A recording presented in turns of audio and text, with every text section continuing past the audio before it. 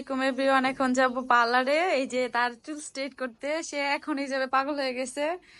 আর এইদিকে মানে সাউন্ডে মানে বাঁচতেছি না, যেদিকে যাব সেদিকে বাসা ভাঙবে নয় বাসা করবে। যে এদিকে একটা, তারপর ওইদিকে একটা। তো আসো, বের হয়ে আসো। কোথায় ঘুমাইতেছে? এখানে নিচে বিছানা করছিলাম আমরা, যেহেতু মেহমান আসছিল। তো ও এখন এইখানে, এই যে দেখেন কিভাবে ঘুমা। আমরা হচ্ছে বাহিরে বের হয়ে গেলাম, এখন এই যে যাবো পার্লারে। তো বুদ্ধি হচ্ছে এই যে টাকা বিলাইতেছে।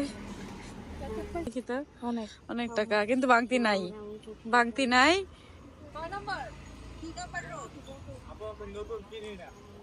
আমরা যাচ্ছি দুইজন পার্লারে, ওকে দিয়ে চলে আসবো। আমার যেতে এক্সাম, থাকবো কিছুক্ষণ। আর আমরা এই যে ফটোশুট করছি, বাগান বিলাস হাতে একটা আছে। তো এখন যাচ্ছি আমরা পার্লারে। বলো, আজকে চুল স্ট্রেট করে তোমার কেমন লাগবে? I feel better. পার্লারে যাওয়ার আগে বেটার লাগতেছে, তো আসার সময় তো দেখাবো আপনাদের। ওর বসে feelings কি। থাকাটা অনেক কষ্টের হবে, এই যে এতক্ষণ বসে থাকবো।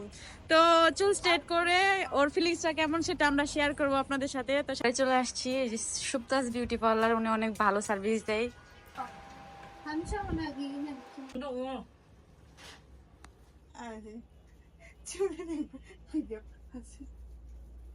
গাইস, আমি বাসায় চলে আসছি, ওরে বসায় দিয়ে। আমার দেখেন বাহির থেকে আসার পর একটা ছবি তোলার জন্য ওরে কি করতেছি, কিন্তু সে ছবি তুলবে না।